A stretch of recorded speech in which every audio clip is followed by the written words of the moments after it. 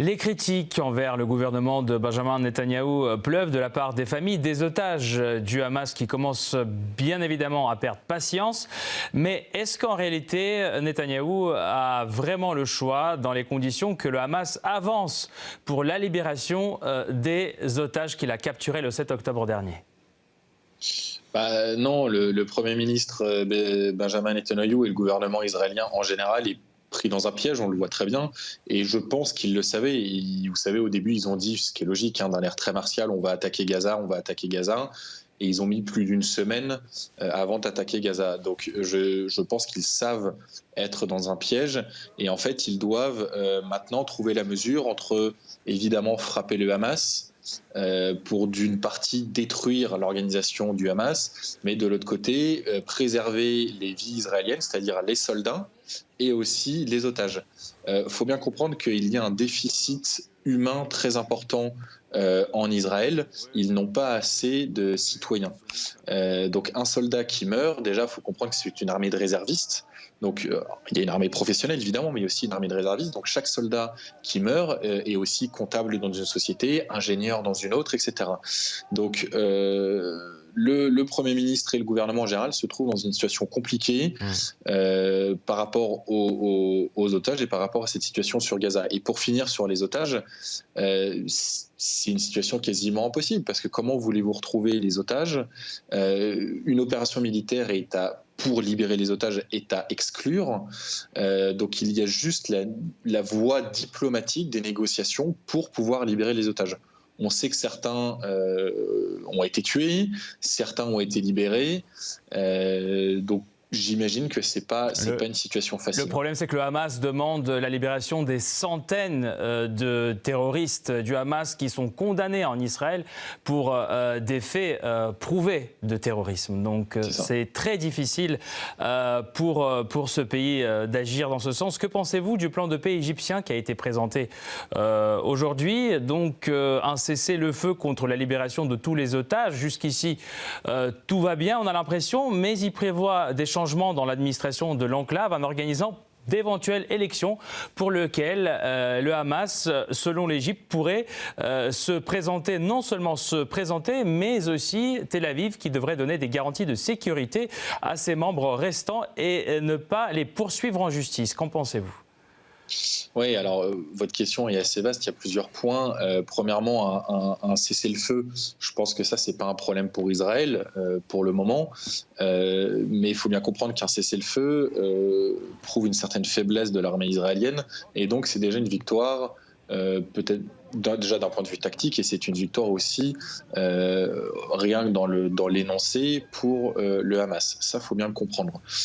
C'est la première chose. Donc, libérer les otages aura un prix très important, un prix humain et un prix diplomatique pour Israël. Ça, c'est la première chose. La deuxième chose, garder l'enclave sous contrôle du Hamas, très bien. Je pense que c'est ce que veulent les Palestiniens de la bande de Gaza. Ils ont élu le Hamas la première fois. Alors, il n'y a pas eu d'élection depuis très longtemps, comme d'ailleurs dans le reste de l'autorité palestinienne, où il n'y a pas eu d'élection depuis 17 ans. Pour autant, vous savez, il y a l'adage français qui dit « on sait ce qu'on perd, on ne sait pas ce qu'on gagne ». Donc, ils peuvent chasser le Hamas, mais qui contrôlera la bande de Gaza ? Je crois en réalité que cet accord de paix égyptien, c'est un peu un piège pour Israël, parce que selon moi, je ne suis évidemment pas le Premier ministre israélien, mais selon moi, il ne peut pas vraiment l'accepter.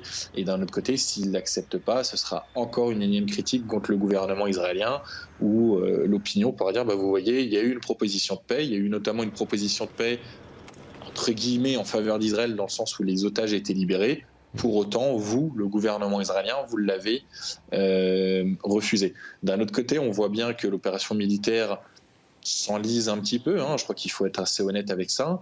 L'armée israélienne a des résultats, mais elle a aussi quand même un certain nombre de soldats qui meurent. Ils ont beaucoup de matériel détruit, donc l'opération militaire s'enlise.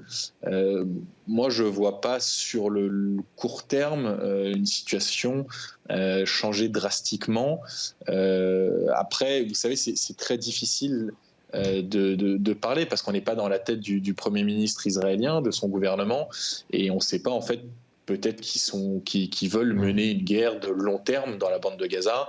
Et en fait, c'est nous, occidentaux, il faut aussi bien comprendre, et je terminerai là-dessus, que nous, occidentaux, nous voyons les guerres, que ce soit en Ukraine évidemment, ou maintenant dans la bande de Gaza, d'un point de vue occidental, d'un point de vue où on ne peut pas perdre de soldats, et d'un point de vue si on prend la France, d'une nation qui n'est plus en guerre depuis 1961 avec la fin de la guerre d'Algérie, 61-62. Ce n'est pas le cas de la Russie. Si on parle de l'Ukraine, ce n'est du coup pas le cas de l'Ukraine et ce n'est évidemment pas le cas d'Israël. Donc notre mentalité n'est pas forcément toujours la bonne. Et je vous rappellerai quand même que le Premier ministre Netanyahou est un ancien officier des forces spéciales. Son frère a été tué, était capitaine ou commandant des forces spéciales israéliennes. Il a été tué lors du raid sur Entebbe. Donc c'est pas vraiment nos hommes politiques. La trempe de M. Netanyahou n'est pas la même que celle de M. Macron.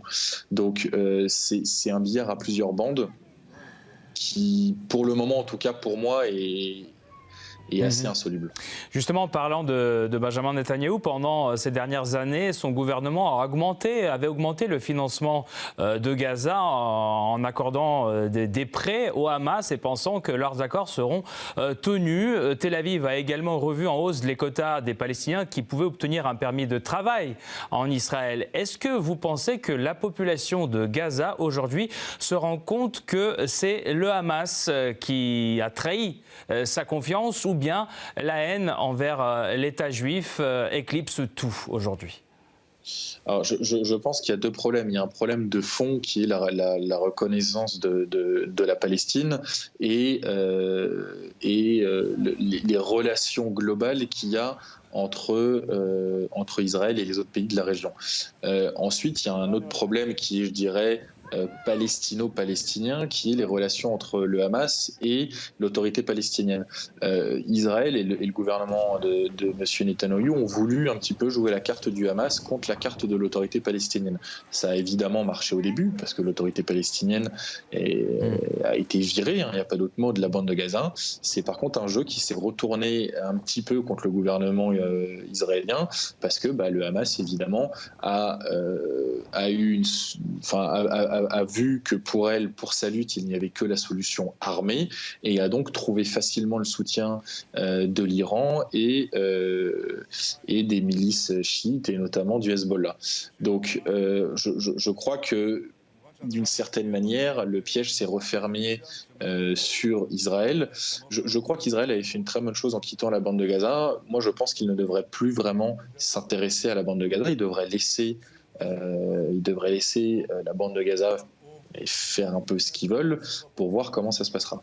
Ça, c'est la première chose. La deuxième chose, évidemment, que, comme je le disais tout à l'heure dans votre première question, en fait, il y a un déficit humain en Israël. Donc, ils ont besoin de travailleurs. Et où prennent-ils leur main-d'œuvre? Principalement en Palestine, dans les territoires de la Cisjordanie et à Gaza. Maintenant, évidemment, il ne veut plus donner de visa, au moins à la bande de Gaza, peut-être au territoire palestinien de l'autorité palestinienne.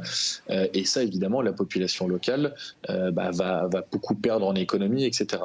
Donc, après, de là à croire que cette attitude se retournera contre le Hamas, moi, je ne le crois pas. Et en fait, je vais vous faire un comparatif. Et en fait, pardonnez-moi, mais je dis ce que moi je pense, dans le sens où, vous savez, si vous voulez entendre des belles paroles, il faut plutôt appeler mes confrères français d'autres chaînes qui, eux, sont dans un monde de bisounours. Je crois qu'on est là pour parler de réalité.